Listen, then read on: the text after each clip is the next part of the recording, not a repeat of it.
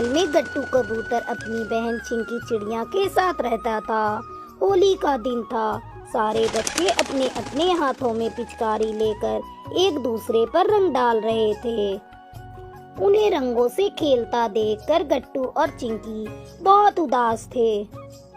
चिंकी, देखना, कॉलोनी के सारे बच्चे कितनी मस्ती कर रहे हैं और एक हम हैं, खिड़की पर बैठकर उन्हें रंग खेलता देख रहे हैं।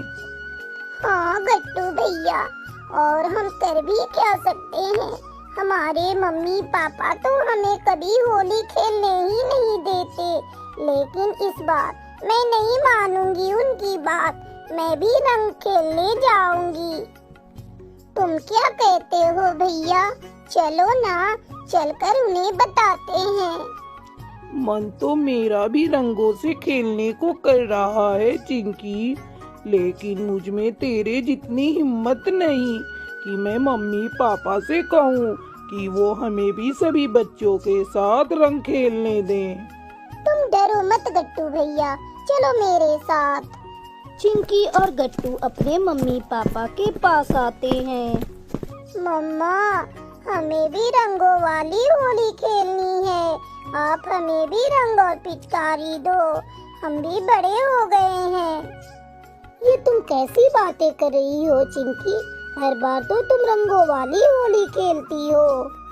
नहीं मम्मी, अब हम बड़े हो गए हैं और हर बार आप हमें रंगों का टीका लगा देती हो और हो गई हमारी होली।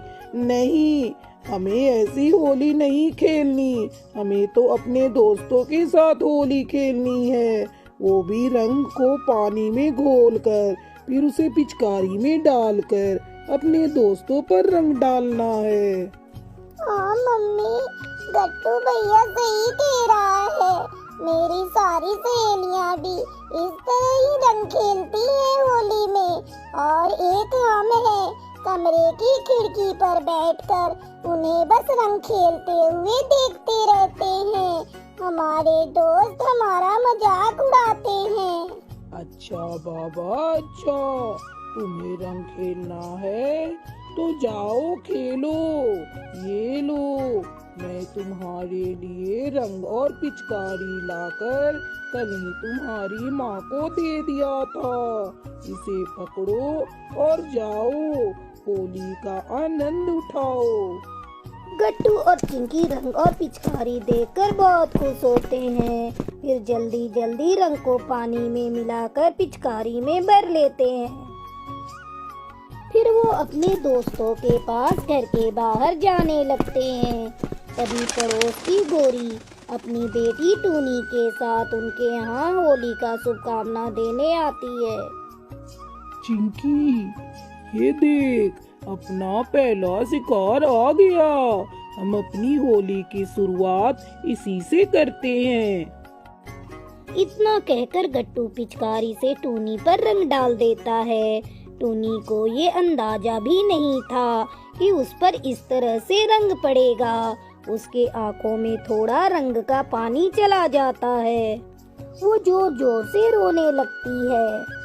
मम्मा, मम्मा, देखो ना, गट्टू और चिंकी ने मेरे ऊपर रंग डाल दिया। मेरे आँख में रंग चला गया। मेरा आँख बहुत जल रहा है। असल में टूनी की आंखों में रंग का पानी चला गया था। मुझे माफ कर दो टूनी, मैंने जानबूझकर तुम्हारे आंखों में रंग नहीं डाला, गलती से चला गया। टूनी उन्हें माफ कर देती है और अपने माँ के साथ अपने घर चली जाती है। गट्टू और चिंकी को आज रंग खेलने का मौका कई सालों बाद मिला था। वो इस मौके को खोना नहीं चाहते थे। वो अपनी कॉलोनी के बच्चों के साथ मिलकर एक दूसरे पर रंग डालने लगते हैं और खुशी खुशी होली मनाने लगते हैं।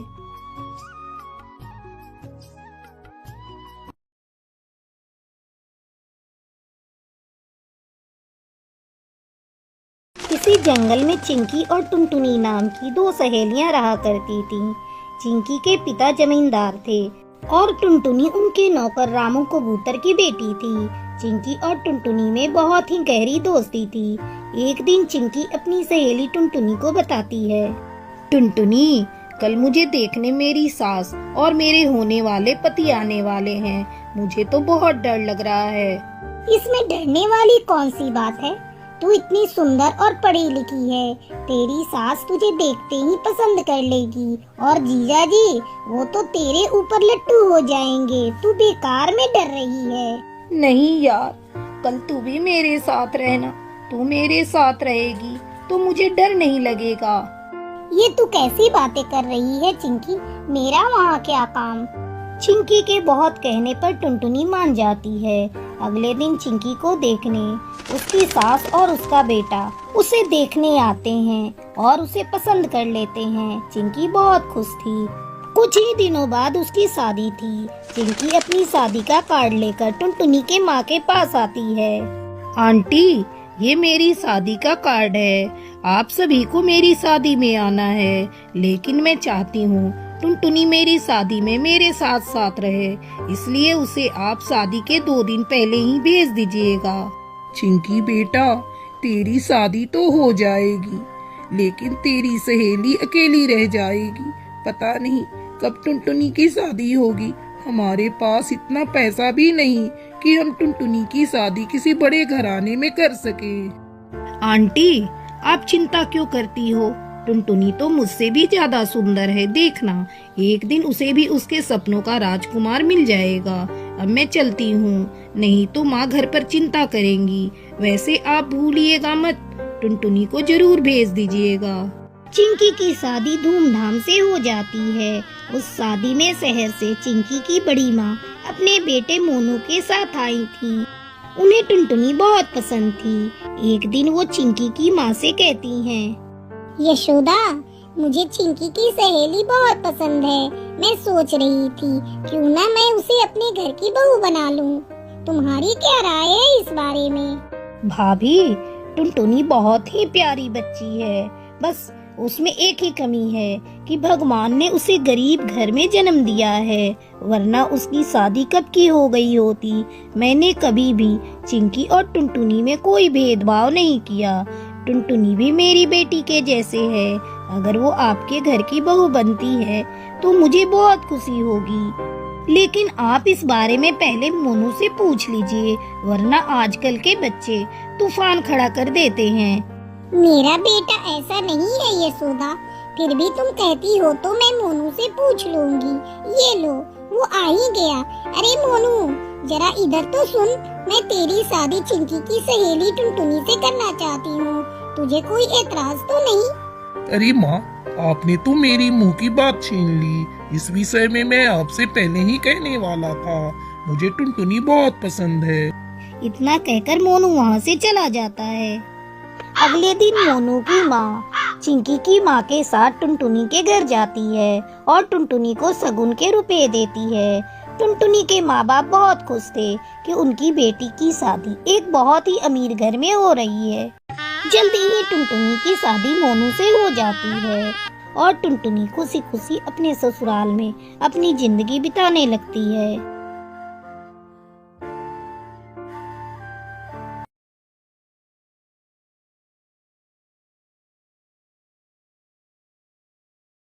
बहुत समय पहले सुंदरगढ़ के जंगल में टुनटुनी चिड़िया अपनी सास गुलाबो कौवी के साथ रहती थी। टुनटुनी का पति रॉकी कबूतर विदेश में नौकरी करता था। उसे गांव की सीधी सादी टुनटुनी बिल्कुल भी पसंद नहीं थी। उसने एक विदेशी चिड़िया से शादी करके विदेश में ही रहने का फैसला कर लिया। इस बात की खबर जब टुनटुनी को लगती है, वो रोना शुरू कर देती है। माँ जी, ऐसी मुझ में क्या कमी है जिसके चलते रॉकी जी ने दूसरी शादी कर ली? मेरी तो पूरी जिंदगी ही बर्बाद हो गई। अब मेरी बेटी का क्या होगा? बिना पति के मैं अकेले कैसे अपनी बिटिया को पालूंगी? मत रो बहू, मेरा बेटा नालायक निकलेगा, ये मैंने कभी नहीं सोचा था।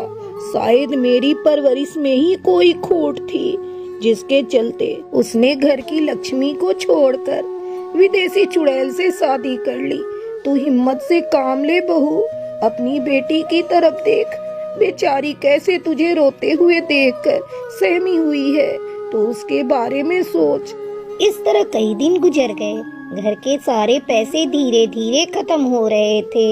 ऐसे में एक दिन टुनटुनी अपनी सास से कहती है, माँ जी, मैं सोच रही थी घर से बाहर निकलकर कोई काम की तलाश करूं। कब तक हम ऐसे घर में बैठे रहेंगे। जो भी थोड़े बचत के पैसे थे, अब तो वो भी खत्म होने को आए। बात तो तेरी सही है बहू, मुझसे तो कोई काम होगा नहीं, तो मैं किस मुंह से तुझे रोकूंगी। जाकर कोई अपने लिए काम ढूंढ ले, घर में 2 पैसे आने शुरू हो जाएंगे। अगले दिन टुनटुनी काम की तलाश में जा रही थी। तभी उसे देखकर टूनी रोने लगती है। मम्मा, तुम कहाँ जा रही हो? मैं भी आपके साथ चलूंगी, मुझे भी अपने साथ ले चलो। टूनी बेटा, मैं तुझे नहीं ले जा सकती। मेरी बच्ची, तू अपनी दादी के पास रहना, मैं जल्दी आ जाऊंगी। इतना कहकर टुनटुनी चली जाती है। वो कई जगह काम मांगती है, पर उसे कहीं भी काम नहीं मिलता। थककर वो एक पेड़ की डाल पर बैठ जाती है। तभी उसकी नजर सामने की दर्जी की दुकान पर जाती है। टुनटुनी सोचने लगती है, मैंने शादी से पहले फैशन डिजाइनिंग का कोर्स किया है, शायद मुझे यहाँ काम मिल जाए। ऐसा सोचकर वो दर्जी के पास जाती है। दर्जी भैया, क्या मुझे आपकी दुकान में काम मिलेगा? मुझे काम की तलाश है। चल भाग यहाँ से। एक तो मेरा दिमाग पहले से खराब है, 2 दिनों से मेरा कारीगर काम पर नहीं आया, और अब तू आकर मेरा दिमाग खराब कर रही है। तभी एक पक्षी वहाँ आता है। भाई चिंटू, मुखिया जी ने अपनी बेटी की शादी का लहंगा सिलने के लिए भेजा है, 2 दिनों के अंदर चाहिए। अरे भाई, मेरा कारीगर नहीं आ रहा है, आप कहीं और सिलवा लें।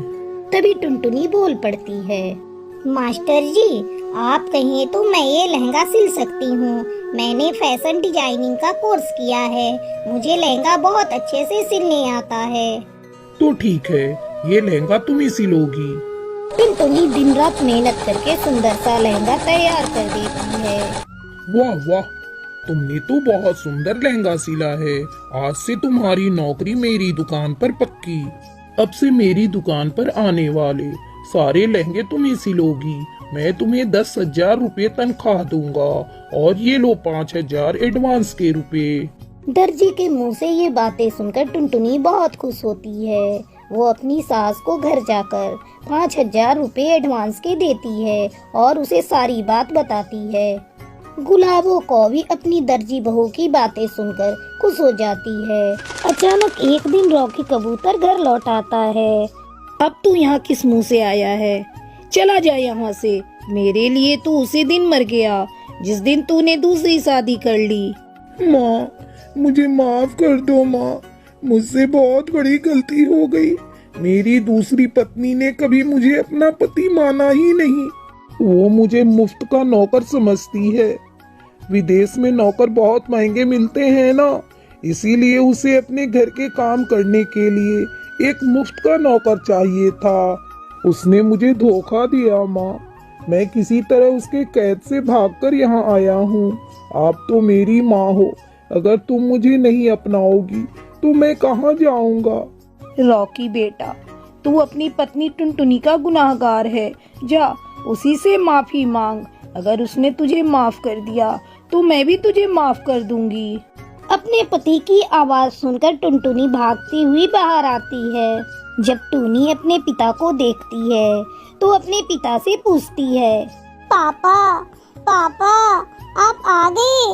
आप कहाँ गए थे पापा? मैंने आपको बहुत याद किया। रॉकी अपनी बेटी टूनी को गले लगाकर रोने लगता है। टुनटुनी, मुझे माफ कर दो, मुझसे बहुत बड़ी गलती हो गई। मैं आपको कभी माफ नहीं करूंगी, लेकिन क्या करूं, अपनी बेटी को उसके पिता से अलग भी तो नहीं कर सकती। टुनटुनी अपने पति रॉकी कबूतर को माफ कर देती है। फिर सभी खुशी खुशी रहने लगते हैं।